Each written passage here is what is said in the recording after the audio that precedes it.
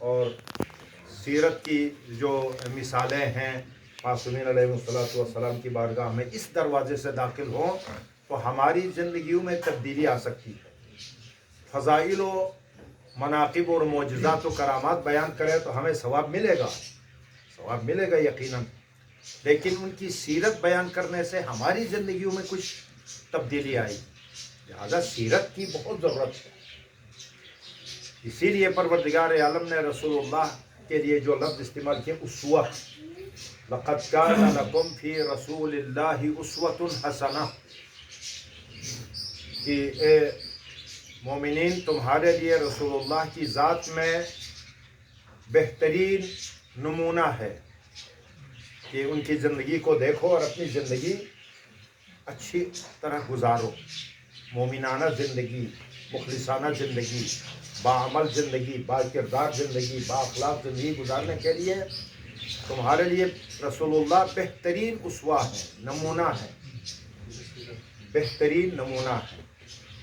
یہ رسول اللہ کے حوالے سے ہے، اور قرآن مجید میں اور بھی انبیاء کے حوالے سے اسوہ کا لفظ استعمال ہوا ہے۔ ابراہیم خلیل اللہ کے حوالے سے ذکر ہوا ہے کہ ابراہیم خلیل اللہ تمہارے لیے نمونہ جس ابراہیم خلیل اللہ کا ذکر قرآن مجید میں بہت زیادہ ہوا ہے، بہت زیادہ ذکر ہوا ہے، وہ ہمارے لیے نمونے کے طور پر ذکر ہوا۔ اسی طرح جتنے انبیاء علیہ السلام جن کا نام قرآن میں آیا ہے اسوے کے طور پر یا نہیں آیا ہے، سب کے سب ہمارے لیے ظاہر اسوہ ہے۔ ان کی سیرت ہمارے لیے حجت اور واجب العمل ہے۔ ان کی سیرت کو دیکھیں اور ان کی سیرت کے مطابق اپنی زندگیوں کو ڈالنے کی کوشش کریں۔ اسی طرح اختتام نبوت کے بعد ائمہ علیہ السلام کا جو پاکیزہ اور معصومانہ سلسلہ شروع ہو گیا ہے، اس میں ہمارے سارے ائمہ علیہ السلام ہمارے لیے اسوہ ہیں۔ سرکار سید الشہداء امام حسین علیہ السلام نے فرمایا، اے لوگو لکم فی اسوہ، تمہارے لیے میری ذات اسوہ ہے، میری ذات اسوہ ہے۔ اور 12ویں حجت پروردگار امام زمان علیہ السلام نے فرمایا، ہم جتنے معصومین ہیں تمام بشریت کے لیے، تمام انسانیت کے لیے، تمام مسلمین اور مومنین عالم کے لیے اسوہ ہیں، نمونہ ہیں، حجت ہیں، اور ہماری جدہ ماجدہ فاطمۃ الزہرا سلام اللہ علیہا ہمارے اوپر حجت ہے، وہ ہمارے لیے اسوہ ہے۔ ظاہر ہے جو ہستی، جو شخصیت معصومین کے لیے اسوہ ہو، وہ غیر معصومین کے لیے بطریقہ اولا اسوہ ہے اور حجت پروردگار۔ لہذا آج کی اس شخصیت کو بطور اسوہ اگر ہم قبول کریں، اور قبول تو خیر ہے، قبول تو کر رہے ہیں، قبول کیے بغیر ہمارا ایمان کیسے مقبول ہو سکتا ہے، لیکن اسی عنوان کو آگے بڑھائیں، معاشرے میں اسی کو بیان کریں، اسوہ کے موضوع پر جو ہے وہ گفتگو ہو، تو یہ ہماری نجات کا بھی ذریعہ ہے اور ہماری کردار سازی کا بھی ذریعہ ہو سکتا ہے۔ اسوہ نمونہ ہے، کس میں نمونہ ہے؟ ہر پہلو پر، ہر پہلو سے نمونہ ہے ہمارے لیے۔ دیکھیں خواتین کے جتنے ان کی زندگی میں جو ذمہ داریاں ہیں، ظاہر ہے 3 مراحل سے گزرتی ہیں کوئی بھی خاتون۔ ایک مرحلہ گزرتا ہے وہ بیٹی بن کر جو ہے وہ ایک خاتون جو ہے وہ زندگی گزار رہی ہے، ایک مرحلے تک، زندگی کے کچھ سالوں تک ماں باپ کی بیٹی بن کر رہ رہی ہے۔ یہ ایک ان کا جو ہے وہ کردار رہتا ہے بیٹی ہونے کے ناطے سے۔ دوسرا حکم پروردگار ہے، شریعت کا حکم ہے زوجہ بن کر زندگی گزار رہی ہے، اس میں ایک مرحلہ گزر رہا ہے ان کے لیے۔ اس کے بعد تیسرا مرحلہ ماں بنتی ہے، ماں۔ 3 مراحل ہیں، بیٹی اور زوجہ اور ماں، ان 3 مراحل سے گزرتی ہے ہر خاتون جسے پروردگار نے تو زندگی طولانی دی ہو وہ ان 3 مراحل سے گزرتی. بہت کم ایسے ہیں جن کے لیے بعد والے مراحل پیش نہیں آتے ہیں. جنہیں جوانی میں یا بچپنے میں جنہیں موت آتی ہے وہ الگ مسئلہ ہے، لیکن 3 مراحل سے ہر خاتون گزرتی. ظاہر ہے سیدہ کونین دختر رسول بضعۃ النبی فاطمۃ الزہرا سلام اللہ علیہا انہیں 3 مراحل سے گزرتی. 3 مراحل گزار کے یہ ان تینوں مراحل میں بشریت کے لیے یہ سیدہ کونین اور مخصوصاً خواتین عالم اور نساء اور مومنات عالم کے لیے نمونہ بن کر اپنی زندگی گزاری. بیٹی بن کر سب سے پہلے آج ہماری خواتین کے لیے ان چیزوں کو دیکھنا چاہیے کہ کیسی بیٹی بنی، بیٹی بن کر کیسی زندگی گزاری، بیٹی بننے کا حق ادا کیا یا نہیں، ماں باپ کا احترام، ماں باپ کی تعظیم، ماں باپ کو خوش رکھنا، ماں باپ کو راضی رکھنا، یہ خاتون کے لیے ایک بیٹی بننے کے ناطے سے ان کی بہترین ذمہ داری ہے، الہی ذمہ داری ہے، شرعی اور دینی ذمہ داری ہے، اخلاقی ذمہ داری ہے. اور سیدہ کونین سلام اللہ علیہا نے اس مرحلے میں بہترین نمونہ بن کر زندگی گزاری ہے.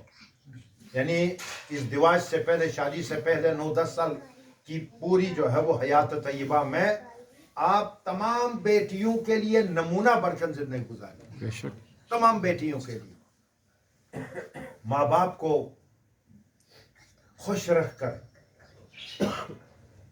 ظاہر ہے ماں تو بچپنے میں اس دنیا سے رخصت ہو گئی، جناب خدیجۃ الکبریٰ سلام اللہ علیہا، لیکن اس کے بعد باپ کے ساتھ زندگی گزاری. باپ وہ جو عالم انسانیت میں انسان اول، انسان کامل، اور جن کے بارے میں اس شاعر نے جو کہا کہ بعد از خدا بزرگ تو یہ قصہ مختصر، وہ باپ، ان کے ساتھ آپ کی زندگی گزری. ایسے باپ کو راضی رکھنا اس دنیا میں ظاہر ہے بہت سی بیٹیاں اپنے باپ کو راضی رکھتی ہیں، لیکن راضی کن چیزوں میں رکھتی ہیں وہ آپ جانتے ہیں. باپ ہر چیز پر راضی ہے. باپ بیٹی کوئی معمولی سا کوئی کام کر رہا ہے، وہ چاہے وہ کوئی جواز والا ہو ناجائز والا ہو، باپ بہت سی چیزوں میں آج خوش ہو رہا. یہ خوشی معیار نہیں ہے. رسول اللہ جیسی شخصیت خوش ہو اپنی بیٹی سے، وہ خوشی کا آپ اندازہ کریں. 1,24,000 انبیاء علیہ السلام کے سید و سردار کو خوش رکھنا کتنا بڑا کام تھا، کتنا بڑا کام تھا. لیکن ایسے میں بھی سیدہ کونین نے اس طرح اپنے باپ کو راضی رکھا، خوش رکھا، باپ کی مرضی کے مطابق ایسی زندگی گزاری کہ ایسے باپ کو ارشاد فرمانا پڑا فاطمہ تو ام ابیہا، فاطمہ اپنے باپ کی بھی ماں ہیں، باپ کی بھی ماں ہیں. بے شک بے شک. یہ کوئی معمولی لقب نہیں ہے. ہم تو تعارف میں ممکن ہے ہم بھی کہیں کسی کو اپنی بیٹی کو، کسی اپنے بیٹے کو کوئی ایسے تعارفاتی کلمات، لیکن ظاہر رسول اللہ کوئی تعارفاتی جملے نہیں فرماتے تھے.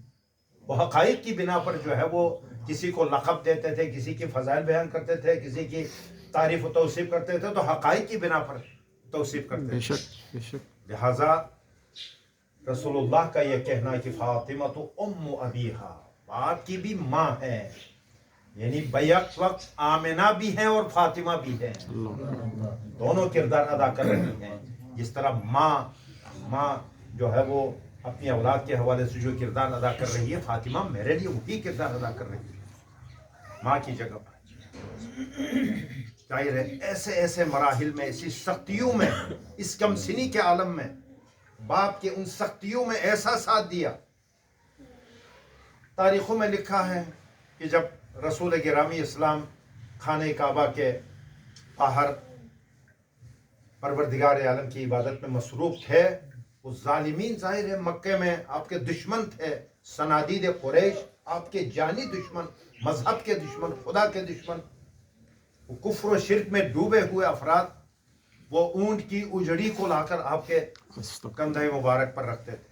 इतना वजनी चीज आप अंदाजा करें, एक ऊंट की जो है वो उजड़ी वो गलाजतों के साथ जो ही सईदे कौनैन की नजर पड़ती है जाकर उठा के उसको फेंक देती है और अपने बाप के कंधों से इस कसाफत को उठा देती। बल्कि बाज कल मैं एक ईरान के एक बड़े मुहक्किक हैं, उनकी क्लिप सुन रहा था। उन्होंने फरमाया कि इस मौके पर रसूलुल्लाह ने फरमाया उजड़ी उठाई और बाप के कंधे को हल्का कर दिया, आप नमाज से फारिग हो गए। यहाँ पर रसूलुल्लाह ने फरमाया फातिमा तु उम्मु अबीहा, जो एक माँ कर रही है, फातिमा मेरे साथ इन्होंने यही काम किया है, अपनी बाप की भी माँ है ये।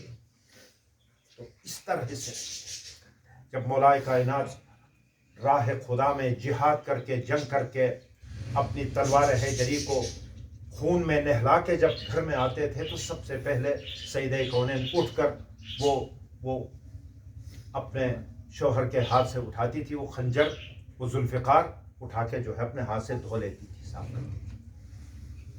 मैदान जंग में जब खंदक के मौके पर रसूलुल्लाह की बारगाह में वो रोटी के कोई 2 टुकड़े उठाकर घर से ले गई और रसूलुल्लाह की खिदमत में पेश की। आप हालत जंग में हैं तो रसूलुल्लाह ने फरमाया, ए मेरी बेटी आपने बहुत अच्छा काम किया, तेरे बाप ने आज 2 दिनों से एक लुक़मा नहीं खाया, एक लुक़मा नहीं मिल गया, हालत जंग में है, 2 दिनों से कुछ भी मेरे हल्क से नहीं उतरा था। और बेटी ऐसी हालत में वो 2 टुकड़े जो रोटी के वो आसानी से नहीं मिलते, वो अपने हिस्से से काट कर लाती होंगी, हसनैन को भी देना और बाकी मांदा को अपने बाप के सामने लाकर पेश करना। ये माँ की हैसियत से जिंदगी गुजारती थी। एक माँ की मर्तबा जो है वो में रहती थी और बाप की खिदमत इसी अंदाज में फरमाती थी। ये मरहला है एक बेटी होने के नाते से आपने कामयाब जिंदगी गुजारी और तमाम ख़वातीन आलम के लिए नमूना बनकर जिंदगी गुजारी, ऐसी जिंदगी हो। वरना बाप से तकाजे करना वो तो हर एक जानती, हर बेटी जानती है, बाप से तकाजे करना, ये मुझे ला दो, वो मुझे ला दो, फलां मुझे चाहिए, ये मुझे चाहिए, फलां चीज़ चाहिए। लेकिन ऐसे मुश्किल मराहिल में बाप के साथ कदम ब कदम आगे खड़ा होना ये बेटी, कामिल बेटी का काम हो सकता है, उसवे हसना। इसीलिए बारहवें हुज्जत परवरदिगार ने कहा कि वो हमारी जद्दे माजदा हमारे लिए हुज्जत है, हमारे लिए उसवे कामिला है। दूसरा मरहला आता है बीवी होने के हवाले से। बीवी बनकर आपने जिंदगी गुजारी 9 साल से लेकर 18 साल तक, 18 साल तक, ये 9 साल, ये 9-10 साल मौलाए कायनात जो आपके शौहर हैं उनके साथ जिंदगी गुजारी। कैसी जिंदगी गुजारी? अली वो इस्लाम की दूसरी शख्सियत रसूलुल्लाह के बाद उसके घर में गई और इनकी ज़ौजा बनकर ऐसी जिंदगी गुजारी कि मौलाए कायनात ने अपनी रिजा का सनत उन्हें अता फरमाई वक्त आखिर में भी। और मौलाए कायनात का वो जुमला मशहूर है तारीख में, माँ अग़ज़बतनी वला अग़ज़बतुहा, कभी सैयदे कौनैन ने मुझे अपनी किसी बात से, किसी काम से, किसी फेल के जरिए से मुझे गुस्सा नहीं दिलाया, मुझे नाराज करने वाला एक जुमला जिंदगी में नहीं फरमाया। बीबी फातिमा की फजीलत पर बुलंद तरह सलवात। तारीख के जुमले हैं, अगर तारीख के जुमले मोतबर किताबों में ना होता तो मैं ये जिक्र करना भी मुनासिब नहीं समझता। तो सैयदे कौनैन मौलाए कायनात को नाराज करें ये कैसे हो सकता है? लेकिन ये जुमले हैं उनके, माँ अग़ज़बतनी, मुझे गज़बनाक नहीं किया किसी सूरत में। लेकिन इसी तरह इधर से भी वमा अग़ज़बतुहा, मैंने सैयदे कौनैन को कभी नाराज करने वाला एक जुमला बयान नहीं किया, एक जुमला भी नहीं कहा। अल्लाह अपने किसी फेल के जरिए से, किसी कौल के जरिए, किसी कलिमे के जुमले के जरिए से मैंने उन्हें भी गज़बनाक नहीं किया। बड़ाए खशनूदी खानदान अतहार सलावत।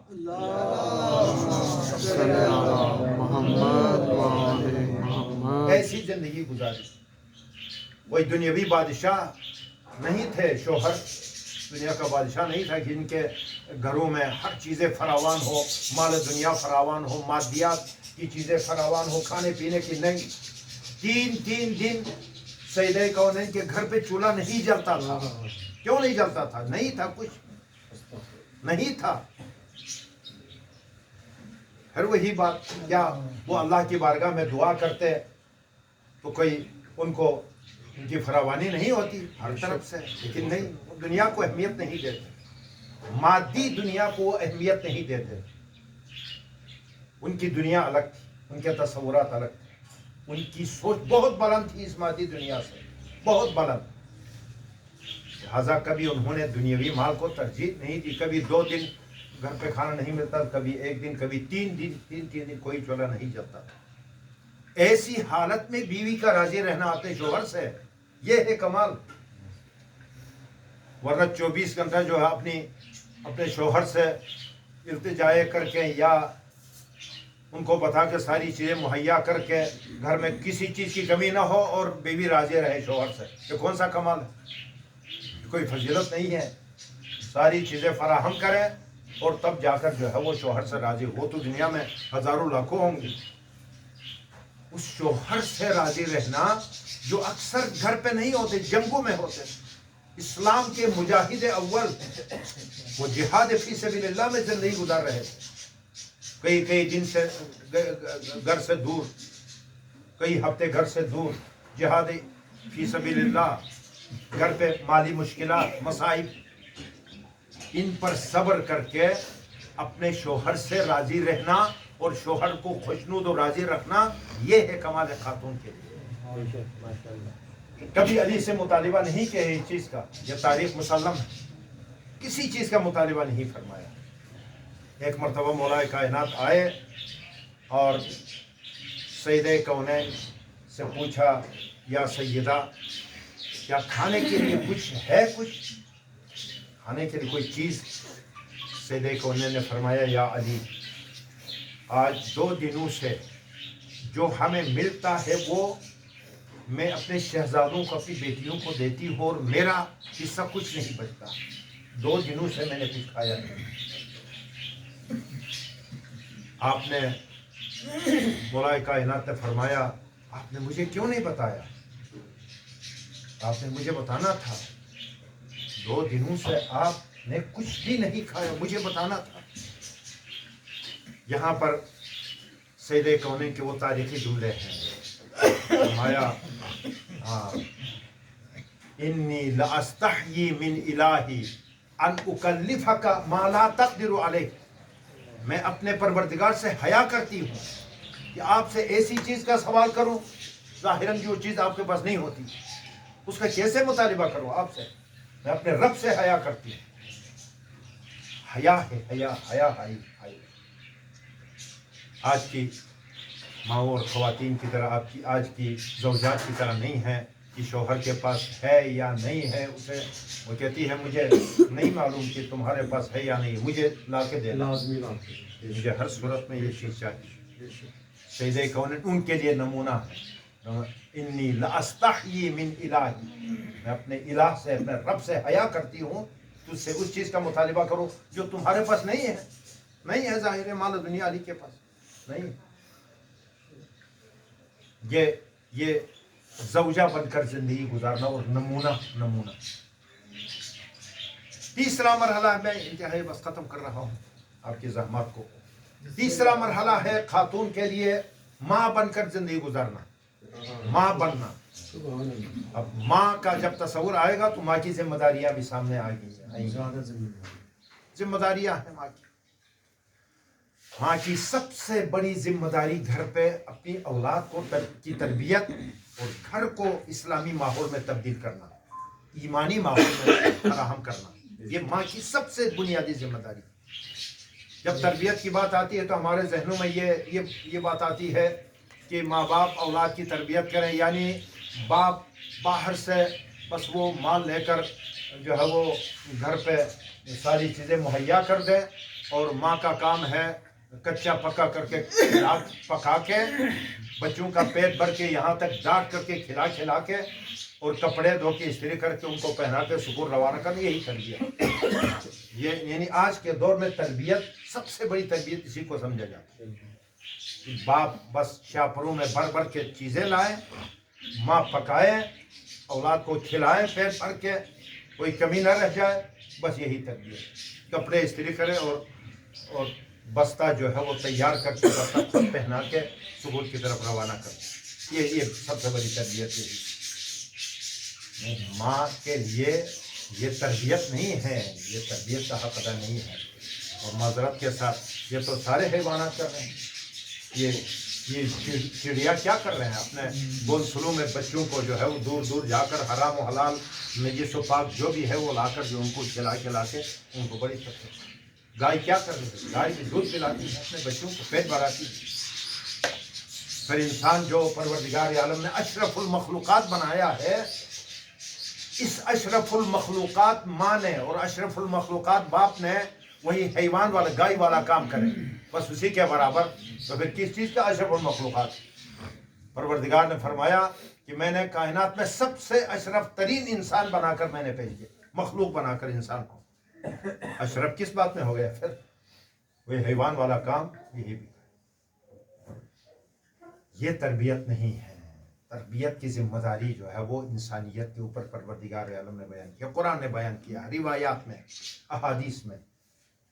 अनबिया अलैहिमुस्सलातु वस्सलाम की बुनियादी जिम्मेदारी इंसानियत की तरबियत, अइमा अलैहिमुस्सलातु वस्सलाम की बुनियादी जिम्मेदारी इंसानी तरबियत, उलमाए आलाम मुज्तहिदीन हमारे इन सब की बुनियादी जिम्मेदारी और उन्होंने जो बयान किया, जिस पर अहमियत दी है वो इंसानी है, तरबियत है।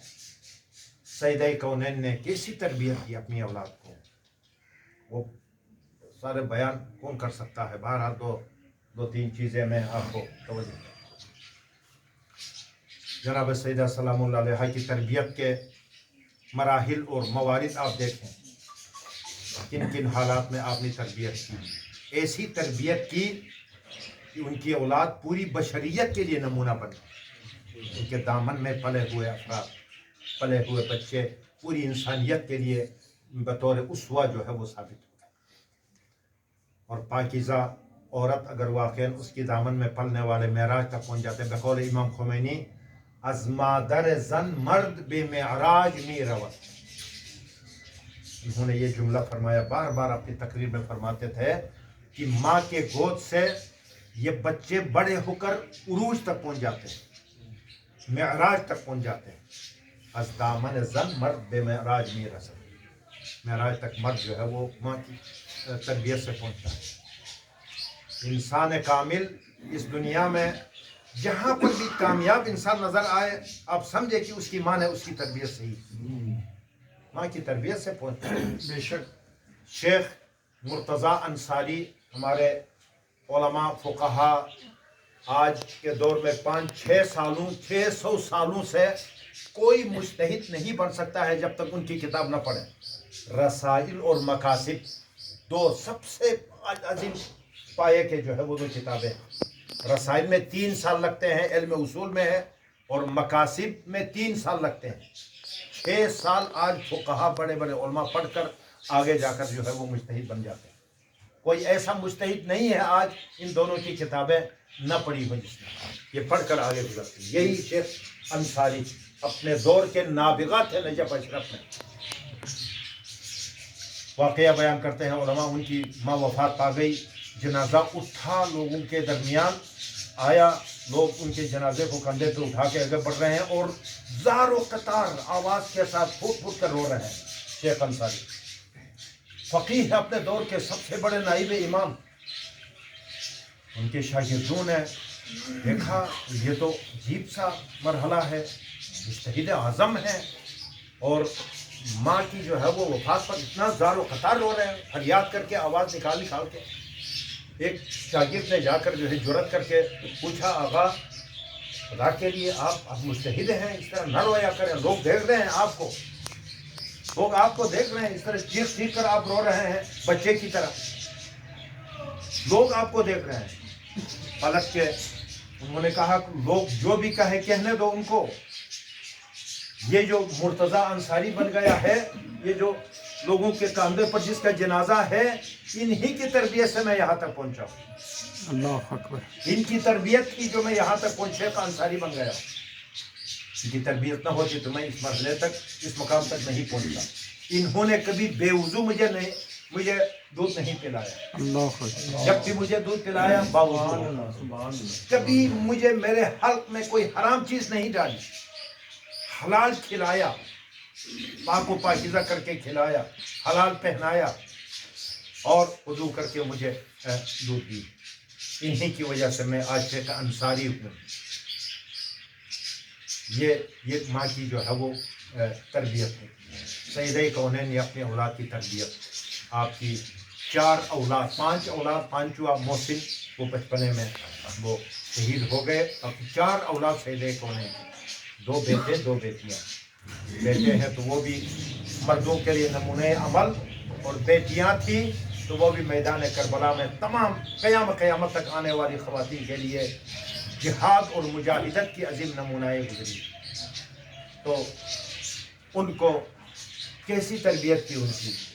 چنانچہ تاریخ میں لکھا ہے کہ سیدہ کونین جب دعا فرماتی تھی تو چاروں کو جمع کرتی تھی. میں جب دعا کروں تو تم آمین کہتے ہیں.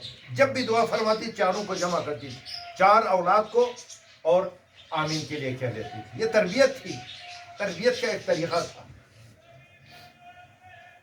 تربیت کا طریقہ تھا. اور اپنے بڑے فرزند امام حسن مجتبیٰ علیہ السلام کو اکثر فرماتی تھی کہ بیٹا، مسجد بیچتی تھی. مسجد اپنے نانا رسول خدا 5 سال کے، 4 سال 5 سال کے نانا رسول خدا مسجد پہ کیا بیان فرماتے ہیں جا کر سنیں. روزانہ مسجد بیچتی. یہ ہماری ماؤں کے لیے نمونہ ہے. آج مائیں ان مسائل کی طرف متوجہ ہے یا نہیں، دیکھنے کی ضرورت ہے. کیا علماء کی محافل میں بیچتی ہیں، تربیتی اجتماعات میں بیچتی ہیں اپنی مائیں؟ آج باپ آج ان کی طرف متوجہ ہیں، ان مسائل کی طرف؟ جتنے دوسری چیزوں پر زور دے کر بیچتی ہیں ہر جگہ پر. ہم سکول جب بیچتے ہیں تو صبح کتنا اہتمام کے ساتھ بیچتے ہیں، لیکن کیا تربیتی کسی اجتماع میں اس طرح کوئی اہتمام، اس کا آدھا سے آدھا اہتمام بھی کرتے ہیں ہم؟ نہیں کرتے. ہمارا معاشرہ تباہی کی طرف جائے گا. جب تربیت سے دور ہوں گے بچے تباہی کی طرف، جیسا کہ آج کے دور میں جا رہا ہے. اکثریت کس طرف جا رہی ہے. چنانچہ سیدہ کونین اپنے اس فرزند کو، نور نظر کو، مسجد رسول اللہ بھیجتی تھی، اور وہاں سے حسن مجتبیٰ علیہ السلام جو بھی اپنے نانا سے آیتیں سنتے تھے، آیتوں کا نزول ہوتا تھا، وہ آیتیں واپس آ کے واقعات، حادثات اپنے ماں کے پاس بیان فرماتے. ایک دن مولا کائنات نے فرمایا، ہاں سیدہ کونین نے وہ سارے واقعات علی کے پاس بیان فرماتی تھی، تو علی فرماتے تھے اے سیدہ آپ ظاہراً مسجد میں نہیں ہوتی، یہ سارے کون بتاتا ہے آپ کو؟ نے فرمایا میرے نور نظر حسن مجتبیٰ مجھے میرے پاس آ کر بیان فرماتے ہیں. ایک دن مولا کائنات بھی کوئی شوق پیدا ہو گیا کہ میں حسن مجتبیٰ کے بیان کو سنوں، کیسے بیان کرتا ہے. قبل از وقت گھر پہ آئے اور کسی کونے میں پردے کے پیچھے چھپ کے سننے لگے. حسن مجتبیٰ نے حسب معمول اپنی ماں کے پاس وہ سارے واقعات، آیات، احادیث، روایت بیان کرنے کے لیے بیٹھ گئے، لیکن آج وہ زبان ساتھ نہیں دے رہی ہے. تو حسن مجتبیٰ نے کہا اماں آج میری زبان میں لکنت ہے، مجھے اندازہ ہے کہ یہاں کوئی بزرگ مجھے دیکھ رہا ہے، سن رہا ہے. تو مولا کائنات آئے اور آ کر اپنے گلے سے لگایا اور بوسے لیے اور کہا کہ ہاں نبوت کے گھر کے بچے ایسے ہوتے ہیں، مرحبا نبوت کے گھر کے بچے ایسے ہیں. یہ تربیت ہوتی تھی سیدہ کونین. اب یہ تو بچہ دیکھیں، یہ بچہ ادھر بھیج دیا، ظاہر ہے بچے کو ساری چیزیں معلوم. سیدہ کونین سنتی تھی ان سے، یا سیدہ کونین کو معلوم نہیں تھا. مولا کائنات نے پردے کے پیچھے بیٹھ کر ان کا بیان کیا، مولا کائنات کو اندازہ نہیں تھا کیسے بیان کر رہے ہیں، سب معلوم تھا. لیکن یہ تربیت کے لیے ہمارے لیے واقعات جو ہے وہ تاریخ میں محفوظ رکھا انہوں نے، ہماری تربیت کے لیے. آج مائیں اس طرح کرتی ہے یا نہیں کرتی ہے، اپنے بچوں کو کسی ہدایت کے مرکز میں بھیج کر کوئی اہتمام کرتی ہے ان کی ہدایت کی یا نہیں کر رہی. اور واپس آ کر وہ جو بیان کرتے ہیں تو باپ اپنی نگرانی میں سنیں دیکھیں، غلط بیانی تو نہیں کر رہا. یہ ساری اسی لیے ہے ہمارے لیے. یہ اقدامات تھی. اور جب ماہ رمضان کی 23ویں شب آتی تھی، سید کونین کا اہتمام آپ دیکھیں بچوں کی تربیت کے حوالے سے. 23ویں شب، بچے چھوٹے چھوٹے ہیں، 3 سال 4 سال 5 سال 6 سال، اس سے زیادہ نہیں، لیکن 23ویں دن کو سلاتی تھی. دوپہر کے وقت سلاتی تھی بچوں کو کہ آج رات بیدار رہنا، آج شب کی بیداری ہے. دیکھیں بچے ہیں، حالانکہ کوئی واجب تو نہیں ہے ان کے اوپر شب بیداری کرنا. بچوں کے اوپر، ان کے اوپر کوئی ذمہ داری نہیں ہے. ان کے اوپر اتنی سختی کیوں؟ البتہ سختی بھی نہیں. 19ویں شب کو یہ نہیں کرتی، 21ویں کو نہیں، دوسرے اور بھی روایات میں شبہائے قدر ہے نہیں، لیکن 23ویں کو اہمیت دیتی. کم از کم ایک رات ان کی تربیت ہو جائے. اور ان کی تربیت تو تھی، لیکن ہمارے لیے یہ بات پہنچ جائے کہ اس سے پتہ چلتا ہے کہ 23ویں جو ہے وہ اصلی شب قدر ہونے کے زیادہ امکانات علماء بیان کرتے ہیں اسی واقعے سے. یہ تربیت کے لیے تھا.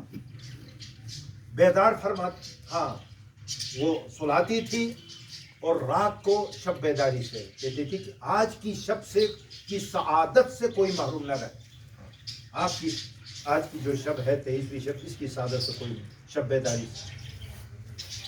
اور یہ بھی روایت میں ہے کہ رات کو جب ان کو نیند آتی تو پانی چھڑکا کے ان کو بیدار کرتی کہ آج کی رات صبح تک نہیں سونا. یہ تربیت کی مثالیں ہیں، یہ تربیت کے مراحل جو سید کونین سلام اللہ علیہ اس طرح تربیت دیتی. اس میں بھی ایک کامیاب ماں اور اسوہ کاملہ ماں، جیسا کہ علامہ اقبال نے کہا مادران را اسوہ کامل بطول. ماؤں کے لیے اسوہ کاملہ ہے بطول عذرا، بطول زہرا ماؤں کے لیے کامل نمونہ، کامل نمونہ. اقبال نے واقعہ جس فضیلت کے جس نقطے پر ہاتھ رکھا ہے اور بیان کیا ہے، بہت اہمیت کا حامل. اس وادی کی طرف بہت کم ہمارے خطبہ اور علماء جو ہے وہ جاتے ہیں اسوائیت کی طرف. اسوہ کیسے مانے اس کی طرف نہیں جاتے. اقبال نے کہا مادران را اسوہ کامل بطول. بطول کے اندر بہت سی صفات ہیں، لیکن ان کی سب سے بڑی صفت یہ ہے کہ وہ اسوہ ہے، نمونہ ہے، بشریت کے لیے نمونہ. نمونے کے طور پر لے لیں تو اسی میں انسان کی زندگی کامیاب ملے گا. بس یہ سارے وہ پہلو بطور کامل سید کونین کے اندر یہ ساری فضیلتیں اور مناقب و فضائل ان کے اندر موجود ہیں. اور سب سے بڑی ذمہ داری جو آپ نے ادا کی ہے، اپنے زمانے کے جو امام ہیں، حجت پروردگار ہیں، ان کی اطاعت میں زندگی گزارنا، ان کی حمایت میں، ان سے دفاع کرتے ہوئے. ایسا دور آیا تھا مولا کائنات اور سید کونین کی زندگی کا، ایسا دور آیا تھا رسول اللہ کی وفات کے بعد. ایسا دور آیا تھا کوئی سوچ نہیں سکتا. آج 1400 سال کے بعد ہمارے ذہن میں وہ حالات آنا ہی بہت مشکل. صرف وہ واقعہ سے اندازہ ہوتا ہے کیسے حالات گزرے ان کے اوپر. ایک دن سید کونین نے فرمایا یا علی کیا مسئلہ ہے، کیا بات ہے، لوگوں کو کیا ہو گیا ہے کہ لوگ آپ کو سلام تک نہیں کرتے، سلام تک نہیں کرتے. میں نے بتایا نا وہ ماحول آخر آج ہمارے ذہنوں میں آنا بہت مشکل ہے، سوچ نہیں سکتے کیسا ماحول ہو گیا وصال رسول اللہ کے بعد. تو مولا کائنات نے کیا جواب دیا؟ اس سے بھی آگے فرمایا اے سیدہ آپ سلام کرنے کی بات کر رہے ہیں، میں سلام کرتا ہوں تو جواب دینے کے لیے تیار نہیں. وہ تنہائی کا مرحلہ آ گیا تھا، وہ تنہائی، وہ مظلومیت علی، وہ مظلومیت آ گئی تھی، وہ حالات پیدا ہو گئے. ان حالات میں اپنے امام اور حجت الہی سے دفاع کرنا، ان کی حمایت کرنا اور لوگوں کے اذہان کو تیار کرنا کوئی معمولی جہاد نہیں تھا سید کونین کی. اور لہٰذا واقع غدیر کے بعد، اعلان غدیر کے بعد جب تک زندہ تھی سید کونین مہاجرین و انصار کے گھروں پہ جا کر دروازہ کھٹکھاتے تھے، آؤ لوگوں گواہی دو، آؤ میرے بابا نے کیا اعلان فرمایا مقام غدیر میں، اس کی گواہی دو. آج انہیں کوئی گواہی دینے کے لیے تیار نہیں. آج وہ گواہی دو. رات کو جاتی تھی، دن کو جاتی تھی، دروازے کھٹکھٹاتی تھی مہاجرین و انصار کی، اے لوگوں آؤ. بہت سے لوگوں نے دروازہ ہی نہیں کھولا. کچھ نے دروازہ کھولا تو سید کونین کی یہ بات سن کر انہوں نے کہا کہ ہم بھول گئے ہیں، پتہ نہیں رسول اللہ نے کیا فرمایا. ابھی 2-3 مہینے گزر گئے، ہم بھول گئے ہیں، پتہ نہیں، ہمیں یاد نہیں ہے ابھی. وہ ایسا مرحلہ، اس مرحلے میں سید کونین نے اپنے حجت پروردگار کے، اپنے شوہر، اپنے تاجدار، اپنے وقت کے ولی خدا امام زمان کی جو ہے وہ پیروی اور ان کی حمایت میں اپنا وقت دینا کوئی معمولی مسئلہ نہیں تھا.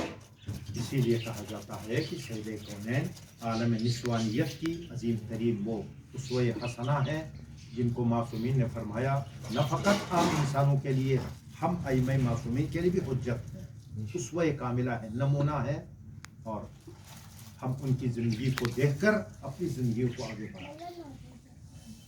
اس خاتون جنت کی شہادت کے ایام، بس وقت آخر میں جب شہادت کا وہ وقت آیا، اپنے باپ کے وصال کے بعد رسول اللہ جیسی شخصیت، رسول اللہ جیسے باپ اس دنیا سے گزر جانا سید کونین کے لیے کوئی معمولی مصیبت نہیں تھی. عام باپ نہیں تھا رسول اللہ، عام باپ نہیں تھا کہ دنیا سے گزرنے کے بعد سید کونین کے ساتھ وہ بے انصافیاں ہو گئی، وہ ظلم و جبر ہو گیا، وہ ظلم ہو گیا امت کی طرف سے. آپ نے اپنی زندگی میں ہی اپنی مصیبت کا مرثیہ پڑھا، اپنی زندگی میں اپنی مصیبت پر مرثیہ پڑھا. فرمایا صبت علی مصائب لو انہا صبت علی الایام سرن لیالی. میرے بابا آپ کے جانے کے بعد آپ کی بیٹی پر وہ مصیبتیں آئی. یہ مصیبتیں اگر دنوں پر آ جاتی تو تاریخ راتوں میں بدل جاتی.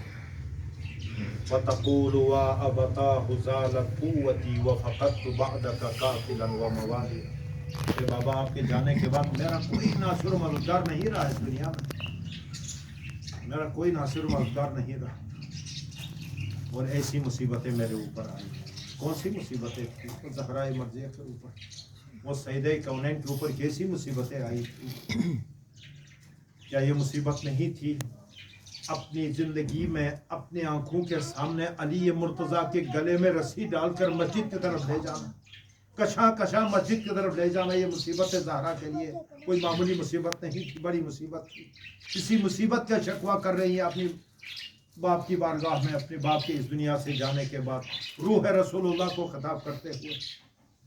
اس کے بعد دروازے پر جمع ہو کر، دروازے پر آگ جلا کر، دروازہ سید کونین کے پہلوئے اقدس پہ گرا کر محسن شہید کا سقط ہونا ہے سید کونین کے لیے کوئی معمولی مصیبت نہیں تھی. لیکن ایسے میں بھی جب بیدار ہو گئی، اٹھی، کہا کہ یا فضة خذینی وإلی صدرک فسندینی.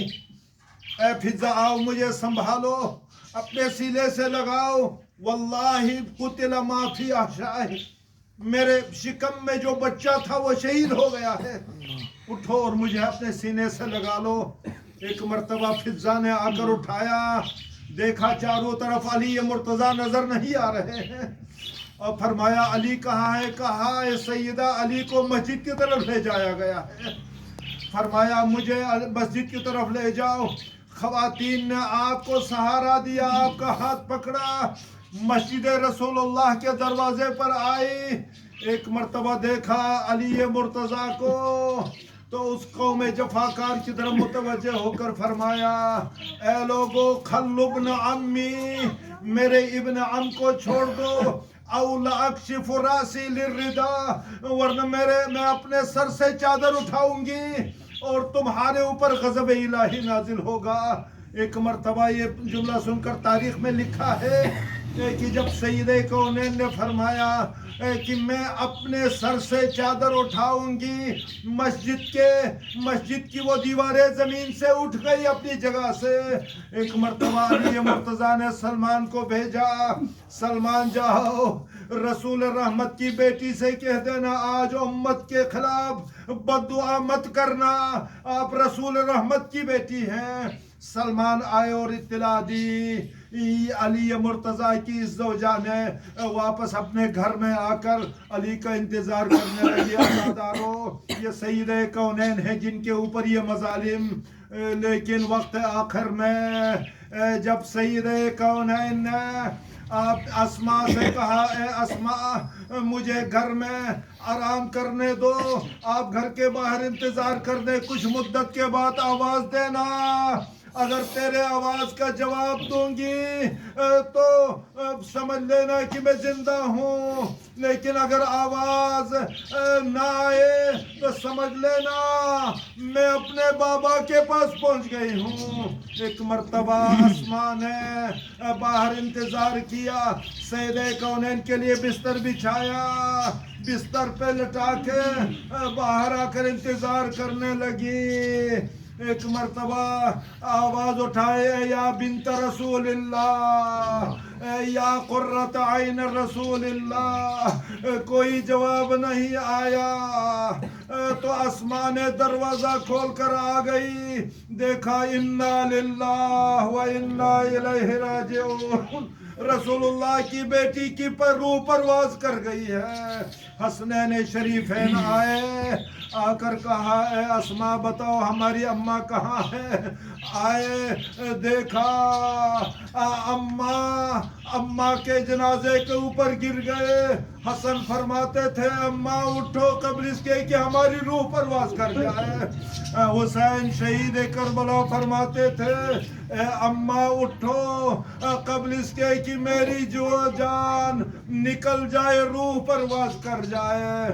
عزادارو، اسی حالت میں مولا کائنات نے جنازہ تیار کر لیا، غسل و کفن میں ڈال کے، غسل لے کے کفن میں ڈال کے پھر آواز دی یا حسن و یا حسین و یا زینب و یا ام کلثوم ہلموا تزودوا من امکم، اے حسن و حسین، اے زینب و ام کلثوم آؤ اپنی ماں کا آخری دیدار کر لو، پھر اس کے بعد قیامت میں ملاقات ہوگی۔